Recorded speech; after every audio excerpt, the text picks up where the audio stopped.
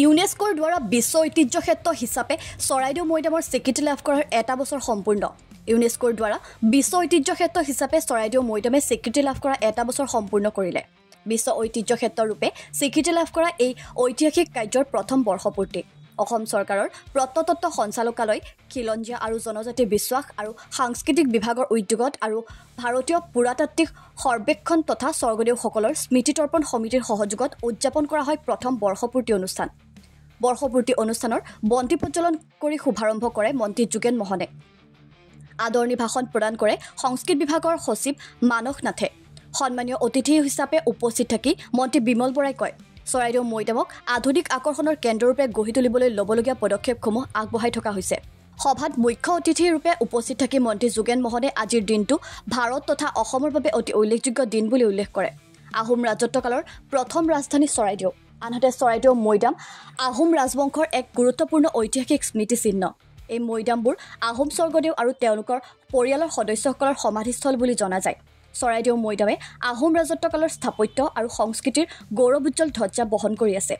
বিশ্ব ঐতিহ্য ক্ষেত্ৰ হিচাপে স্বীকৃতি লাভ কৰাৰ পাছত বিশ্বৰ মানচিত্ৰত চৰাইদেউ মৈদাম পৰ্যটকৰ এক অন্যতম আকৰ্ষণীয় কেন্দ্ৰৰূপে পৰিগণিত হোৱাই নহয় আহোম ৰাজত্বৰ গৌৰৱময় কথা জনা আৰু বুজাৰ ক্ষেত্ৰত বিশ্ববাসী আগ্ৰহ হোৱা দেখিবলৈ পোৱা গৈছে শিৱসাগৰৰ পৰা ৰাতু কুমাৰ দাসৰ ৰিপৰ্ট লেংডন বাতৰি সমগ্ৰ অসম তথা ভাৰতবৰ্ষৰ কাৰণে আজিৰ দিনটো এক গুৰুত্বপূৰ্ণ দিন আজিৰ তাৰিখতেই যোৱা ২৬ জুলাই ২৪ ইউনেস্কোৱে আমাৰ চৰাইদেউ মৈদামথলীক ৱৰ্ল্ড হেৰিটেজ হিচাপে স্বীকৃতি দিছিল আজি বৰ্ষপূৰ্তি অনুষ্ঠান চৰাইদেউ এই মৈদামথলী প্ৰাংগণত আজি আমি মুখ্যমন্ত্ৰী মাননীয় ডক্টৰ হিমন্ত বিশ্ব শৰ্মাৰ নিৰ্দেশক্ৰমে মাননীয় মন্ত্ৰী বিমল বৰা ডাঙৰীয়াক ইয়াতে প্ৰতিনিধিত্ব কৰি আৰু লগতে মই ITFC ডিপাৰ্টমেণ্টৰ মন্ত্ৰী হিচাপে আৰু স্থানীয় বিধায়ক ৰমেশ্বৰ কোঁৱৰ ইয়াৰ লগতেও দিল্লীৰ পৰা এজন এছিষ্টেণ্ট ডাইৰেক্টৰ ইতিমধ্যে ISI ইয়াতে আহি উপস্থিত হৈছে শৰ্মা আমাৰ ডাইৰেক্টৰ আৰ্কিঅলজি আছে আৰু লগতে বুৰঞ্জীবিদ ডক্টৰ যোগেন ফুকন ছাৰকে আদি কৰি আমাৰ বহু গণ্যমান্য ব্যক্তি ইয়াত যিসকলে ইয়াতে দীৰ্ঘদিন ধৰি এই মৈদামথলী ৱৰ্ল্ড হেৰিটেজ হিচাপে স্বীকৃতি হ'ব লাগে তেওঁলোকে দাবী কৰি আছিল তেখেতসকলৰ উপস্থিতিত এখন সুন্দৰ আজি বৰ্ষপূৰ্তি অনুষ্ঠান ইয়াতে হৈ যায় তাতে সকলো ৰাইজৰ মতামত আৰু বিশেষকৈ আজি সভাত আমি দেশৰ প্ৰধানমন্ত্ৰী নৰেন্দ্ৰ মোদী ডাঙৰীয়াক আমি প্ৰথমেই কৃতজ্ঞতা আমি জ্ঞাপন কৰিছোঁ এখনেই ভাৰতবৰ্ষত দচৰাই গৈছিল সেইখনে চৰাইদেউ মৈদামথলী আৰু মাননীয় মুখ্যমন্ত্ৰী ডক্টৰ হিমন্ত বিশ্ব শৰ্মাৰ আক্ৰান্ত পৰিশ্ৰমত তেওঁৰ ন্যায়ানপৰা প্ৰচেষ্টাত আজি এই চৰাইদেউ মৈদামথলীয়ে আমাৰ স্বীকৃতি পাবলৈ সক্ষম হ'ল ৱৰ্ল্ড হেৰিটেজ হিচাপে আমি তেখেতক আন্তৰিক কৃতজ্ঞতা জনাইছোঁ আৰু তেখেতে অহাৰ ইচ্ছা আছিল তেখেতৰ জৰুৰী কাম দিল্লীত থকাৰ কাৰণে তেখেতে অহা ছেপ্টেম্বৰ মাহত ইয়াতে আহি তেখেতে এখন ইয়াতে ফলক উন্মোচন কৰিম বুলি তেখেতে নিজে কৈ গৈছে গতিকে সেই দিনটোলৈ আমি অকণমান অপেক্ষা কৰি আছোঁ আৰু এতিয়া আমাৰ কথা হ'ল যিটো বাৰ্তা যিটো সন্মান এই চৰাইদেউ মৈদামথলী দিলে মিছৰৰ পিৰামিড স্বৰূপ এই যে আমাৰ মাউণ্ট বেৰেল system of Ahom dynastic doctor Jogen ফুকনে কোৱাৰ দৰে এইটো এটা পৃথিৱীত বিৰল ইয়াক স্বীকৃতি দি ইয়াৰ যিখিনি বাৰ্তা দিছে এইখিনি এতিয়া ৰাইজে গ্ৰহণ কৰিব লাগে জনসাধাৰণৰ এই অনুষ্ঠানটো মৰম কৰিব লাগিব ইয়াক প্ৰাণৱন্ত কৰি তুলিব লাগিব আৰু দেশ বিদেশৰ পৰ্যটনৰ যিটো আকৰ্ষণৰ স্থলী হৈ পৰিছে আৰু ইতিমধ্যে বিদেশী পৰ্যটকে এইবাৰ যথেষ্ট আগবাঢ়িলে আমি যোৱাবাৰতকৈ এইবাৰ 200 প্ৰায় ওপৰত এইবাৰ প্ৰায় 388 এইবাৰ বিদেশী পৰ্যটক আৰু লোকেলটো পৰ্যটক হিচাপে প্ৰায় 90,000 ওচৰাচী ইতিমধ্যে ইয়াতে পৰ্যটকৰ চলি আহিছে আজিও আহি আছে গতিকে ইয়াক ভৱিষ্যতে ইয়াকে এই পৰ্যটনৰ আকৰ্ষণ যদি হ'ব অসমৰ বিভিন্ন ধৰণৰ নিবনুৱা সমস্যান বা অন্য আন্তঃগাঁথনি বা ৰাজ্যখনৰ এটা পৰিচয় আমি বিশ্ব দৰবাৰত দাঙি ধৰিবলৈ সক্ষম হ'ম ইয়াৰ দ্বাৰাই গতিকে সকলোৱে কাম কৰিব লাগিব আমি জনসাধাৰণৰ পিপলছ পাৰ্টিচিপেণ্ট লাগিব আৰু জনভাগিদাৰী হ'ব লাগিব প্ৰধানমন্ত্ৰী নৰেন্দ্ৰ মোদী ডাঙৰীয়াই কোৱাৰ দৰে এই অনুষ্ঠানটোক কেনেকৈ আমি সকলো ইয়াতে NGO হওক ইয়াতে আমাৰ যিসকল আছে আমাৰ কোম্পানী হওক সকলোৱে সহযোগ কৰিলে আমি নিজৰ প্ৰচেষ্টাত আৰ্কিঅলজি বা তেওঁলোকৰ ISI এইবিলাকো তেওঁলোকৰ ছিষ্টেমত আহিবই যি কি আহিব লাগে কিন্তু ৰাইজেও ইয়াৰ নিজৰ অঞ্চলটোক মৈদামথলীটোক ৱৰ্ল্ড হেৰিটেজ চাইটোক সৌন্দৰ্যবৰ্ধন আৰু আকৰ্ষণীয় থলীলৈ ৰূপান্তৰ কৰাৰ দায়িত্ব আজি সভাত সকলোৱে এইখিনি অংশগ্ৰহণ কৰি তেখেতসকলৰ মন্তব্য দিছে আৰু সকলোৱে সংকল্প লৈছে যে এই মৈদামথলীক আমি প্ৰাণৱন্ত কৰিম চৰাইদেউ মৈদাম ক্ষেত্ৰই বিশ্ব ঐতিহ্য ক্ষেত্ৰ হিচাপে ইউনেস্কোৰ তালিকাত স্থান লাভ কৰা আজি এটা বছৰ পূৰ্ণ হৈছে আৰু এই পূৰ্তি উপলক্ষে পৰৱৰ্তী দিনত এই ঐতিহ্য ক্ষেত্ৰখনক বিশ্ববাসীৰ আৰু অধিক আকৰ্ষণৰ কেন্দ্ৰ হিচাপে কেনেধৰণে গঢ় দিব পৰা যায় স্থানীয় ৰাইজৰ সহযোগত আমাৰ উপৰি পুৰুষসকলৰ সেই ঐতিহ্য সেই ত্যাগক আৰু অধিক মূল্যাংকনেৰে ন চিন্তাৰ কেনেকৈ পাতনি মেলিব পৰা যায় এইসমূহ আলাপ আলোচনা কৰিবৰ কাৰণে আজি এই এবছৰ ঘোষণাৰ এবছৰ এই ঐতিহাসিক দিনটোত আমি চৰাইদেউ পৰ্বত মৈদাম ক্ষেত্ৰত আমি উপস্থিত হৈছোঁহি আজি এক অনুষ্ঠানৰ আমি আয়োজন কৰিছোঁ আৰু পৰৱৰ্তী সময়ত ইউনেস্কোৰ যিসমূহ ৰিকমেণ্ডেশ্যন আছে সেই ৰিকমেণ্ডেশ্যনসমূহ মিট কৰিবৰ কাৰণে কি প্ৰক্ৰিয়া আমি অৱলম্বন কৰিব লাগে এই ক্ষেত্ৰতো আমি আৰ্কিঅ'লজি ছাৰ্ভে অফ ইণ্ডিয়া আৰু লগতে আমাৰ পুৰাতত্ত্ব যি বিভাগ এই পুৰাতত্ত্ব বিভাগৰ বিষয়া কৰ্মচাৰীসকলৰ লগত আমি আলাপ আলোচনাত মিলিত হওঁ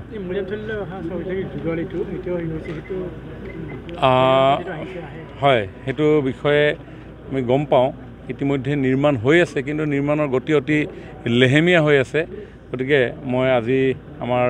দুইটা ডিভিজন শিৱসাগৰ আৰু চৰাইদেউ দুইটা ডিভিজনৰ বিষয়াসকলক তালৈ নিমন্ত্ৰণ জনাইছোঁ আৰু নিৰ্মাণৰত যিসকল সংস্থা আছে তেওঁলোককো আহিবলৈ কৈছোঁ চাওঁ অলপ কথা পাতিম দেখা যায় যে চৰাইদেউ জিলাখনত এই মৈদামখিনিৰ উপৰিও আৰু বহুখিনি পুখুৰী আছে দগাযুঁজ ক্ষেত্ৰ আছে এইখিনি অনাদৃত হৈ আজিলৈকে সংৰক্ষণ হোৱা নাই ইতিমধ্যে যিহেতু চৰাইদেউ মৈদামক আমি বিশ্ব ঐতিহ্য ক্ষেত্ৰ হিচাপে স্বীকৃতি লাভ কৰিবলৈ সক্ষম হৈছোঁ আৰু লাহে লাহে মই ভাবোঁ যেতিয়া এই ক্ষেত্ৰখন আৰু অধিক পৰিস্থিতি লাভ কৰিব ইয়াৰ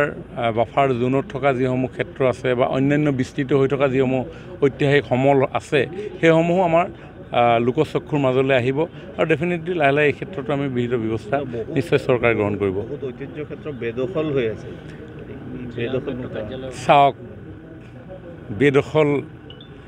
এই বিষয়টো খুব চেঞ্চিটিভ বিষয় কোনে কৰিছে বেদখল এই বেদখল কৰা লোকসকল নিশ্চয় আমাৰে কোনোবা লোক হ'ব গতিকে এই বিষয়ে নিজেই নিজৰ মাজত সচেতনতা যদি সৃষ্টি হয় আৰু নিজে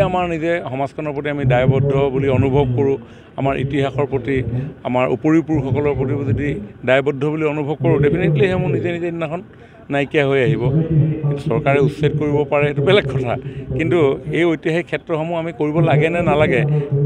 সেই বিষয়েও জনসাধাৰণৰ মাজত আলাপ আলোচনা হ'ব লাগে আৰু মই ভাবোঁ এদিন ৰাইজে বুজি পাব এইবিলাক কথা বিষয়ে মাজে কিছু আলাপ আলোচনা হৈ থাকে জনসাধাৰণৰ মাজত মতৰ কিছু পাৰ্থক্য থাকে গতিকে সেই মতৰ পাৰ্থক্যসমূহ স্থানীয় ৰাইজৰ মতৰ পাৰ্থক্যসমূহ নাইকিয়া হ'লে এটা সিদ্ধান্তত উপনীত হ'ব পৰা যাব কাৰণ ৰাইজৰ মতৰ বিপৰীতে যিকোনো কাম চৰকাৰে নকৰে গতিকে ৰাইজে সিদ্ধান্ত লওক আৰু ৰাইজৰ সিদ্ধান্ত চৰকাৰে যেতিয়া ঐক্যমতত উপনীত হোৱা বুলি অনুভৱ কৰিব যিকোনো সিদ্ধান্ত চৰকাৰে ল'ব কিছুদিনৰ পূৰ্বে অসম আৰু অৰুণাচলৰ যি সীমান্তৰ ডিছপিউটেড এলেকা আছিলে সেই এলেকাসমূহ মীমাংসাৰ জৰিয়তে পুনৰ সীমা নিৰ্ধাৰণ কৰিবৰ কাৰণে মুখ্যমন্ত্ৰী ডাঙৰীয়াৰ নেতৃত্বত এটা প্ৰচেষ্টা আৰম্ভ হৈছিল আৰু চৰাইদেউ জিলাৰ 3খন গাঁও খামখুৰুখা ৰুচা হাঁচিৰুচা আৰু তামলাং ৰুচা এই 3খন গাঁৱৰ সীমা নিৰ্ধাৰণৰ ক্ষেত্ৰতো আমি কেইবালানিও বৈঠক কৰিছিলোঁ মই চৰাইদেউৰ গাৰ্জেন মিনিষ্টাৰ হিচাপে মই নিজে সেই সীমাবিলাক চাবলৈও গৈছিলোঁ বিধায়ক ডাঙৰীয়া আছিলে জিলা আয়ুক্তৰ পৰা আৰম্ভ কৰি বিভিন্ন বিভাগৰ বিষয়াসকল অৰুণাচল গভৰ্ণমেণ্টৰ বিষয়াসকল আৰু এই গোটেইবিলাক সীমা নিৰ্ধাৰণ কৰাৰ অন্তত যিটো টাৰ্মছ অফ ৰেফাৰেঞ্চ আছে এজ পাৰ টাৰ্মছ অফ ৰেফাৰেঞ্চত আমাৰ 2খন চৰকাৰৰ ৰাজহ বিভাগ আমাৰ অসম চৰকাৰৰ ৰাজহ বিভাগ আৰু তেওঁলোকৰ ৰাজহ বিভাগেও সৰজমিন তদন্ত কৰি তেওঁলোকক আমি এটা ৰিপৰ্ট দাখিল কৰিবলৈ দিয়া গৈছে তো সেই কামখিনি চলি আছে সেই ৰিপৰ্ট আমি কম দিনৰ ভিতৰতে পাম আৰু এই ক্ষেত্ৰত আমি সিদ্ধান্ত গ্ৰহণ কৰিব পাৰিম আজি আমাৰ এই চৰাইদেউ মৈদাম ক্ষেত্ৰই বিশ্ব ঐতিহ্য ক্ষেত্ৰ স্বীকৃতি লাভ কৰা আজি এবছৰ হৈছে আৰু এই এবছৰৰ বৰ্ষপূৰ্তি অনুষ্ঠান আজি অনুষ্ঠিত কৰা হৈছে বিভাগীয়ভাৱে আজি এই বৰ্ষপূৰ্তি অনুষ্ঠানত আমাৰ সন্মানীয়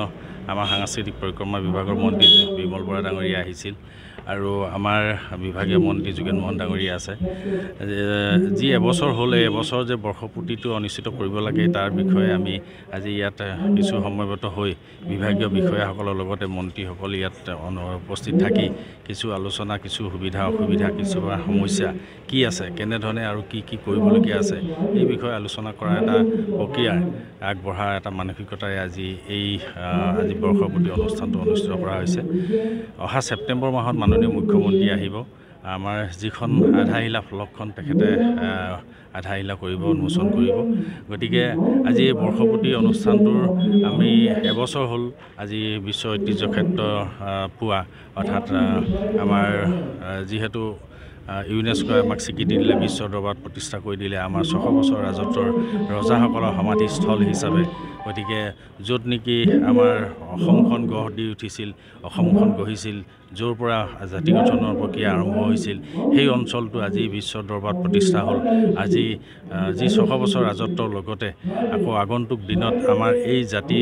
য'ত আমাৰ বৰ অসমখন প্ৰতিষ্ঠা হৈছিল এটা জাতিয়ে প্ৰতিষ্ঠা কৰিছিল এটা জাতি ইয়াত প্ৰতিষ্ঠিত হৈছিল ইয়াত সকলো ভাষা সংস্কৃতি কলা কৃষ্টিবিলাক জীয়াই ৰখা এটা পৰিক্ৰমাই যি আহোম যুগৰ ৰজাসকলে যি চেষ্টা অব্যাহত ৰাখিছিল সকলোকে লগত ৰাখি সকলো জাতি জনগোষ্ঠীক লগত লৈ অসমীয়া জাতিটো গঢ়িছিল আজি সেই অসমীয়া জাতি আমি এতিয়াও অটুট আছোঁ বৃহৎ এটা শক্তিশালী হিচাপে আছোঁ আজি সেই ঠাইডোখৰে আমি সকলোৱে যে জিলিকাই ৰাখিব লাগে য'ত স্থায়ী ৰাজধানী হিচাপে প্ৰতিষ্ঠা হৈছিল প্ৰথমে সেই জেগাডোখৰ আমাৰ আজি বিশ্ব দৰবাৰত প্ৰতিষ্ঠা হ'ল ইউনেস্কোৱে আমাক স্বীকৃতি দিলে আইকমছৰ প্ৰতিনিধিসকলে আহি ইয়াৰ পৰা যি প্ৰতিবেদন লৈ গৈছিল আমাৰ এই অঞ্চলৰ চৰাইদেউবাসী অঞ্চলৰ যি সমাদৰ লাভ কৰিবলৈ সক্ষম হৈছিল যিখিনি তেওঁলোকে আমাৰ আতিথ্য গ্ৰহণ কৰিছিল সেই আতিথ্যত আপ্লুত হৈছিল আৰু সেয়েহে আজি আমি চৰাইদেউখনক আমি সহজতেই আমি বিশ্ব ঐতিহ্য ক্ষেত্ৰ প্ৰতিষ্ঠা কৰিবলৈ সক্ষম হ'লোঁ